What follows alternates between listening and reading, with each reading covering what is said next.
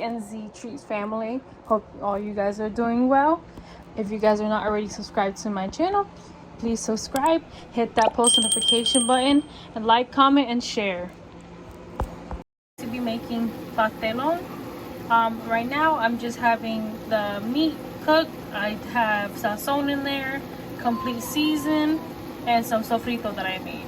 This is also ground chicken. I'm just trying to stay away from little beef, but you guys can also use beef if it's to your liking. And to make the pastelon, you're gonna be needing Maduros.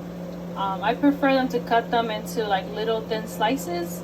That way it's easier to cook them, and when you go to stack them up like a lasagna, everything. So once you got the Maduros all cut up, you're gonna put them in some oil that's already been heated.